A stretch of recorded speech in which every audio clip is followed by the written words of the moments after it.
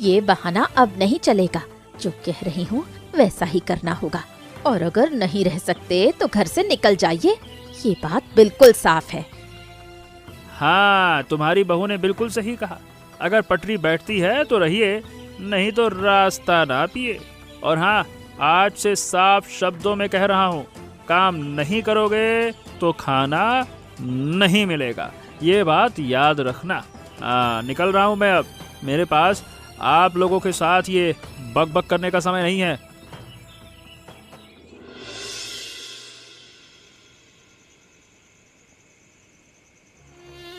बताओ भला, बच्चों को जन्म दिया ताकि बुढ़ापे में वो हमारा सहारा बनेगा, और अब तो ऐसा लग रहा है जैसे 2 वक्त की रोटी देकर हम पर कोई बहुत बड़ा एहसान कर रहा है।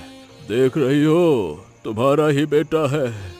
अरे हमारा है मतलब तुम्हारा क्या।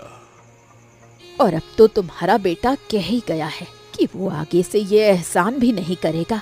अब काम करना पड़ेगा तभी खाना मिलेगा। क्या ऐसी कुत्ते बिल्ली जैसी जिंदगी जीने के लिए हमने बेटे को जन्म दिया था? कितने अरमानों से बेटे की शादी करके बहू घर लाए थे, वही बहू आज हमारे साथ ऐसा बर्ताव कर रही है। छी छी। अब दुख करने से क्या फायदा भाग्यवान। हमारे पास कहीं और जाने का रास्ता या उपाय बचा है क्या? मेरा दिल बहुत दुख रहा है। सुबह सुबह उनके मुंह से जो बातें सुनी, उन्हें सुनकर एक बार भी ऐसा नहीं लगा कि वो हमारा ही खून है, हमारा ही बेटा है। आजकल तो हर घर की यही कहानी है। हमारे घर में कोई नई बात थोड़ी न है। घर का काम तो करना ही पड़ेगा। अब तुम सोच लो कि तुम क्या काम करोगे, मैं भी सोच लेती हूँ कि मुझे क्या करना है। पूरी जिंदगी जो काम कभी नहीं किया वो इस बुढ़ापे में आकर करना पड़ेगा। ऊपर वाले ने हमारी किस्मत में इतना दुख लिखा था, ये हमें क्या पता था। हमें तो मौत भी नहीं आती। बिल्कुल सच कहा।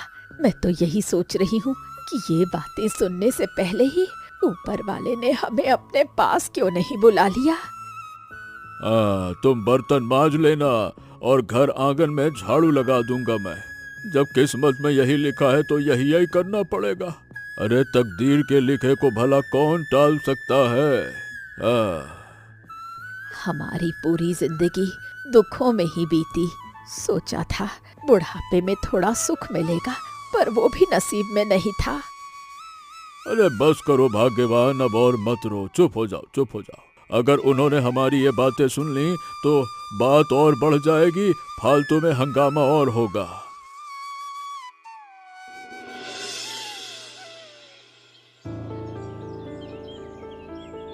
गोपाल खेत पर जा रहा है क्या?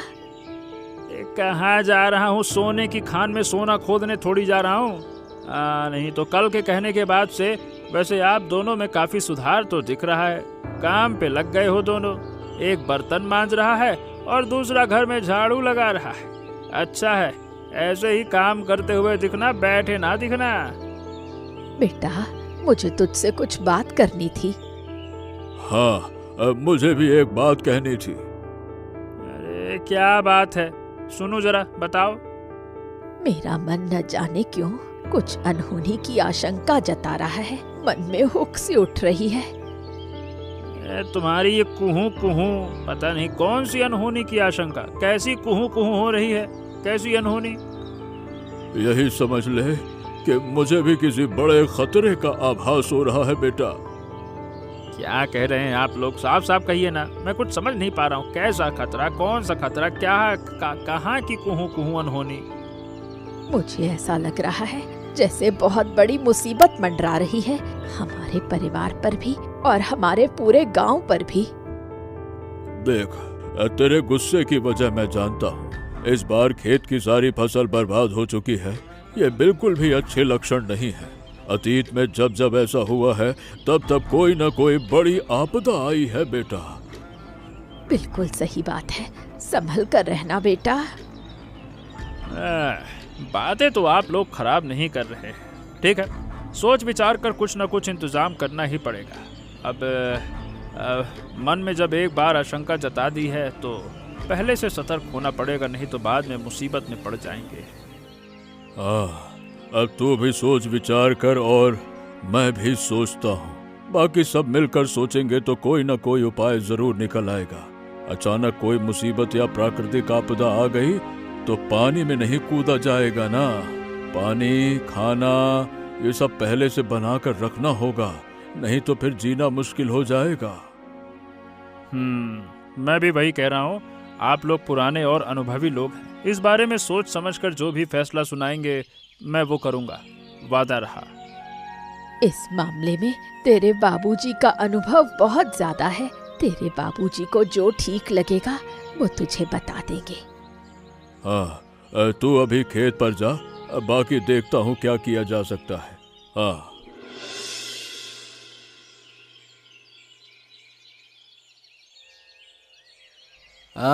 क्यों रे गोपाला, ऐसे बुद्धुओं की तरह क्यों बैठा है? अरे इस बार खेती में इतना नुकसान हो गया, समझ नहीं आता क्या करूं, बस इसी चिंता में परेशान हूँ।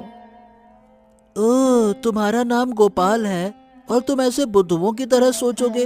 अरे गाय हो क्या तुम? तेरा गोपाल काका सच में गाय बन गया है रे। अब ये बा बा भैं भैं करेगा। बा बा ऐसे बा। अरे तुम लोग मजाक उड़ा रहे हो ना, देख लेना गांव पर बहुत बड़ी मुसीबत आने वाली है। देख रहा है नीलू, देख तेरा गोपाल काका अब ज्योतिषी भी बन गया है, सब कुछ पहले ही जान लेता है, अब मुसीबत भी जान ली है। लेकिन अपने खेत के बारे में नहीं जान पाया। नहीं नहीं नहीं नहीं, तुम गाय हो, तुम्हारे सर पर सींग कहाँ है? तुम्हारी सींग कहाँ है? मैं तुम्हारे पीठ पर बैठूंगा। गाय काका, गाय काका, गाय काका, सवारी कराओ मेरी गाय काका। अरे मैं भले की बात कह रहा हूँ और तुम लोग समझ ही नहीं रहे हो। देखना सच में तुम लोगों की किस्मत में भारी दुख लिखा है, समझो मेरी बात को। देखो मैदान में गाय कैसी चल रही है, ये वैसे ही तुम भी मुझे थोड़ा सा कंधे पर उठाकर बिठाकर घुमाओ ना, देखना तुम्हारा दिमाग ठिकाने आ जाएगा। चलो ना काका। अरे दूर चल, उधर नीचे। तुम लोग समझोगे नहीं, तुम लोगों से बात ही करना बेकार है, जा रहा हूं मैं। नहीं तो दिमाग खराब कर दिया।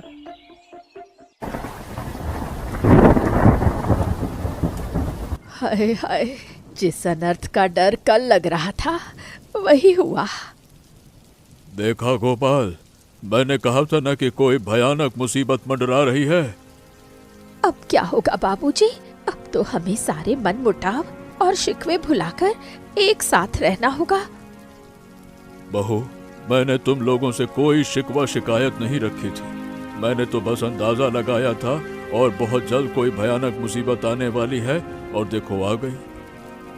अरे पर इतनी जल्दी इतनी जोरदार बारिश आएगी ये तो मैंने सपने में भी नहीं सोचा था। हाँ, कल शाम तक तो आसमान बिल्कुल साफ था।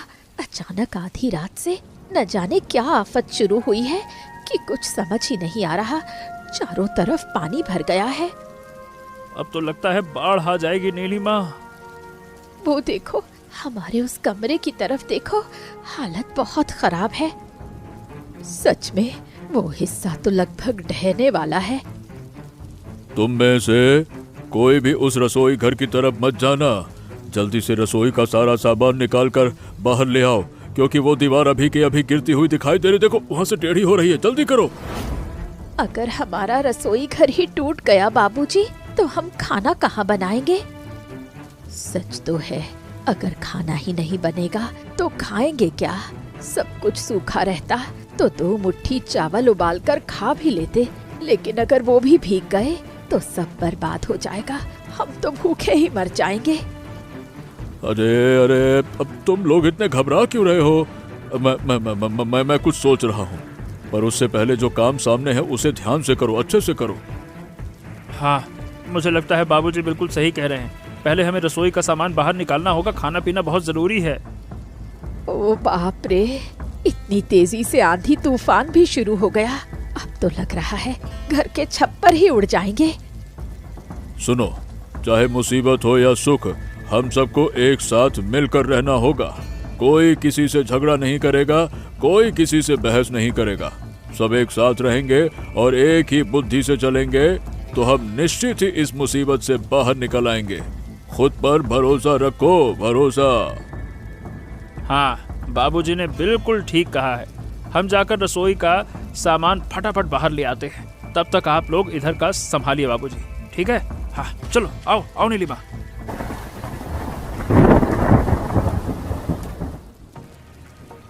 अरे क्या हुआ भाग्यवान, कुछ बोल क्यों नहीं रही हो? क्या हो गया? दोपहर के बाद से इस तरह क्यों पड़ी हुई हो? क्या बात है? मेरे शरीर में जैसे कोई जान ही नहीं बची है। बहुत तेज बुखार हो रहा है और बहुत ठंड लग रही है। अरे भाई, माँ देखो ना, तुम्हारी बहू को क्या हो गया है? बहुत तेज बुखार है, बहुत तकलीफ हो रही है मुझे। नहीं नहीं नहीं नहीं, यहाँ तो घर बार सब टूट चुका है। खाना पीना कैसे होगा, कुछ समझ नहीं आ रहा। इसकी अब तबीयत भी खराब है, ये खाना यहाँ नहीं बना पाएगी। पर अगर हम इसे कुछ खिला पिला पाते तो कुछ ठीक हो जाती। कल रात को आखिरी बार खाया था, शायद इसीलिए शरीर और ज्यादा कमजोर हो गया है। पर ये सब अचानक कैसे हो गया बाबूजी?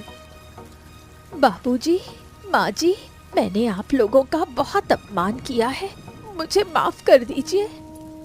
उन सब बातों के बारे में हम अब कुछ नहीं सोच रहे बहू। इस आंधी तूफान में हमारा घर बार अचानक इस तरह टूट गया है और हम जिस मुसीबत में पड़े हैं उसमें तुम्हें कहाँ रखें, बस यही हमारी चिंता है।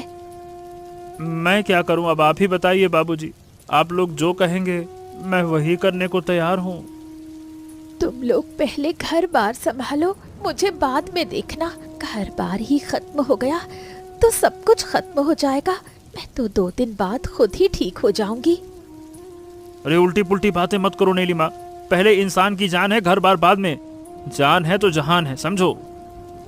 तुम बिल्कुल चिंता मत करो बहू, तुम बिल्कुल ठीक हो जाओगी। हम तुम्हें ठीक कर देंगे। बस हिम्मत रखो, हिम्मत रखने से ही सब होगा। और गोपाल, तू बिल्कुल हौसला मत हारना। मैंने तब भी कहा था ना, मुसीबत चाहे जो भी आए हम सब मिलकर साथ में लड़ेंगे। तू बहू के पास रह, मैं देखता हूं कि घर का क्या करना है, ठीक है?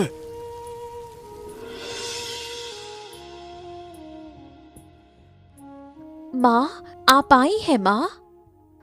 वाह, मेरी नई बहू तो पूरे इलाके में सबसे सुंदर है। पूरे गांव में ऐसी प्यारी बहू किसी की है भला? आओ बहू आओ, तुम तो मेरी बेटी जैसी हो, तुम्हें थोड़ा दुलार कर लूं। मुझे भी यहाँ आकर बहुत अच्छा लग रहा है माँ जी। इस घर को तुम अपना ही घर समझना, समझी? आज से ये घर तुम्हारा अपना घर है। जब जो मन में आए वही करना। और हाँ, आज से तुम मुझे माँ कहकर बुलाओगी। माँ जी, मुझे मेरी तबीयत कुछ ठीक नहीं लग रही। वो तो होगा ही, इतनी दूर से इतना लंबा सफर तय करके आई हो। तुम्हें कोई चिंता करने की जरूरत नहीं, मैं तुम्हारा पूरा ख्याल रखूंगी।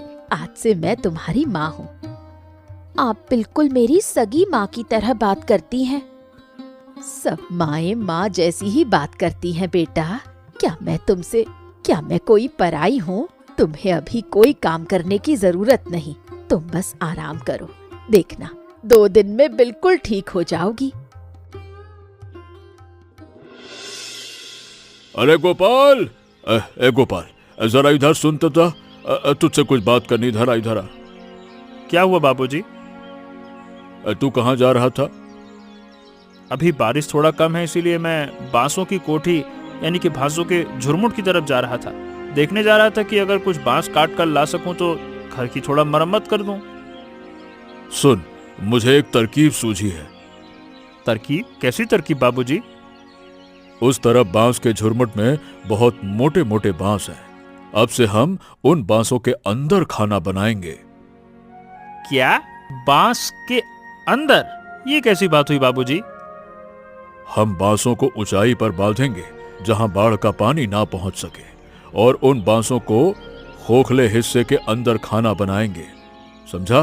सामान भी उसी के अंदर रखेंगे और वो भीग कर बर्बाद नहीं होगा।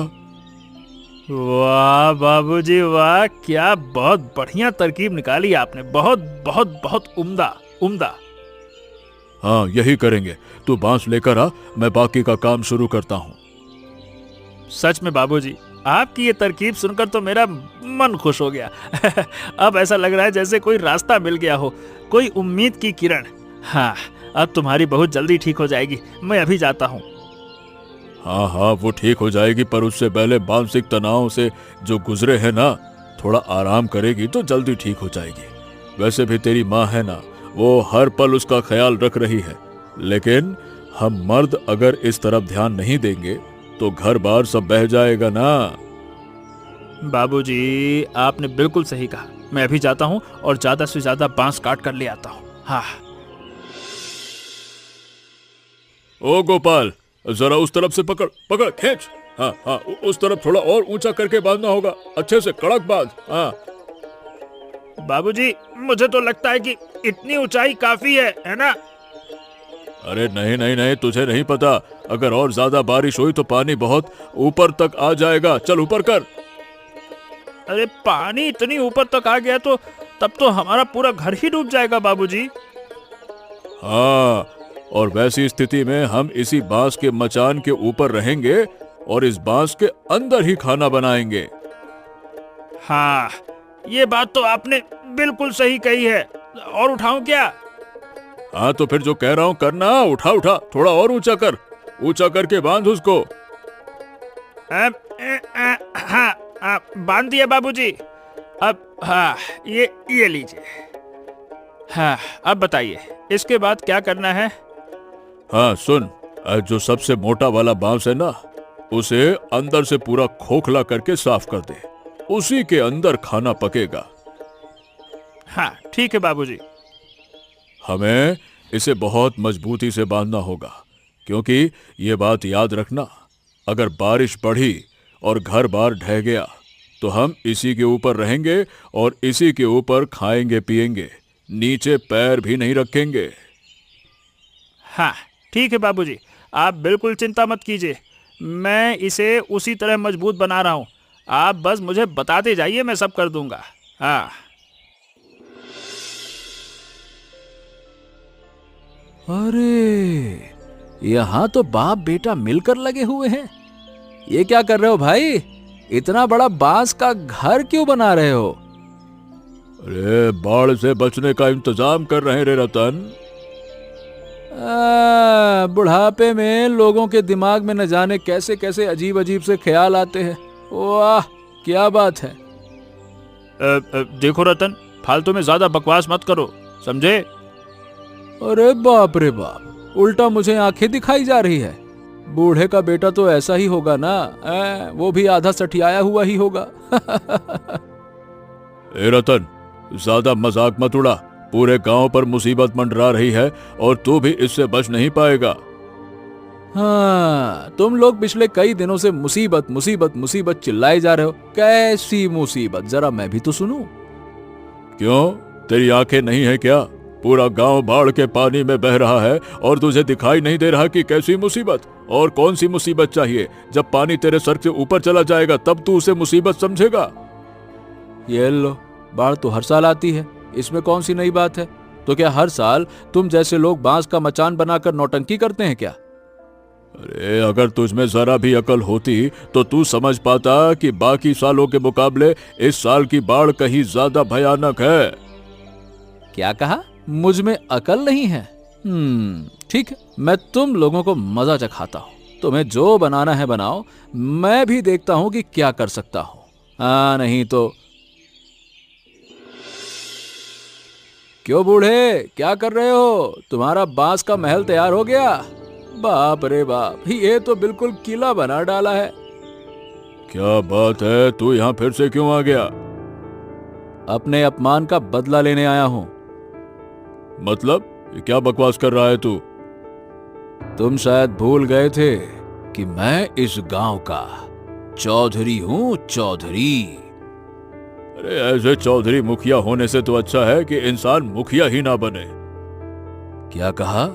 अरे बुढ़ापे में तुम्हारी जबान कुछ ज्यादा ही कैंची की तरह चलने लगी। ऐसा क्यों किया? मेरी तबीयत बहुत ज्यादा बिगड़ रही है। तिल तिल कर मरोगे तुम लोग, और मैं दूर बैठकर तमाशा देखूंगा और मजा लूंगा। मैं तो चला।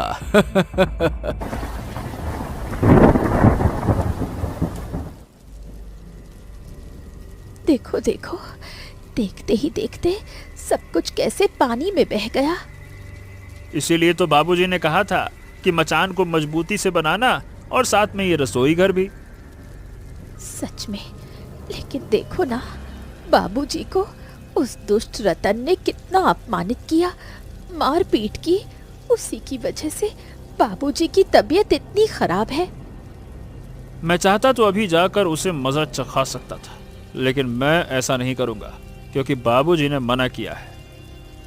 हाँ मत जा गोपाल, अरे उसके पापों की सजा मिलने का वक्त आ गया है, ये मैं साफ साफ देख पा रहा हूँ। पाप किसी को नहीं छोड़ता। हमारी बहू ने कभी किसी का बुरा नहीं चाहा, इसलिए देखो वो बीमार होकर भी कितनी जल्दी भली चंगी हो गई। बाबूजी भी बहुत जल्दी ठीक हो जाएंगे, लेकिन बाबूजी की ऐसी हालत करने के लिए जो जिम्मेदार है ना, उसका कभी भला नहीं होगा, कभी भला नहीं। ये मेरी बद्दुआ है। हम उसे कभी माफ नहीं करेंगे। वो हमारे पैरों में आकर गिर भी जाए तब भी नहीं। कम से कम मैं तो उसे कभी माफ नहीं कर पाऊंगी, ये बात मैं साफ साफ कह देती हूँ। अब बहुत हुई बातें, अब जरा देखो बहू, हमने उस नए बांस के अंदर जो चावल पकने के लिए रखे थे, उनका क्या हाल है? आहा, वाह, चावलों की इतनी सौंधी और बढ़िया खुशबू आ रही है कि पेट की भूख दुगनी हो गई है। मैंने कहा था ना, देखना ऐसा खाना खाओगे तो शरीर कभी बीमार नहीं पड़ेगा। इतना स्वादिष्ट खाना बना है कि अब से अगर बाढ़ का पानी सूख भी गया तब भी हम बांस के अंदर ही खाना बनाकर खाएंगे, चाहे कोई कुछ भी कहे। हाँ, कोई कुछ भी कहे, हमें क्या फर्क पड़ता है। अब जल्दी से खाना परोसो, हम सबको बहुत तेज भूख लगी है। हाँ, अभी देती हूँ, ये लीजिए। आहा, खाना खाकर तृप्ति हो गई, मन भर गया, अपना घर टूट गया, चारों तरफ पानी भर गया। पर ये खाना खाते ही वो सारा दुख मैं बिल्कुल भूल गई। देखना कुछ ही दिनों में सब ठीक हो जाएगा, बारिश थमेगी और हम फिर से सुख का मुंह देख पाएंगे। हाँ चलो खाओ। ओ भाई, ओ भाई कोई बचाओ, मैं अपनी पत्नी और बच्चों के साथ बहे जा रहा हूँ, कोई बचाओ।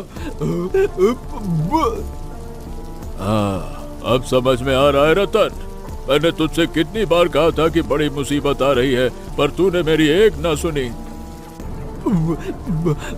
हमसे बहुत बड़ी गलती हो गई चौधरी साहब, गलती हो गई हमसे। हमसे बहुत बड़ी गलती हो गई है, इन्हें जो सजा देनी हो दे दो। तो अच्छा नहीं लगेगा? तो तुम लोग हमें यहाँ नहीं रहने दोगे क्या? हम ऐसे ही मर जाएंगे क्या?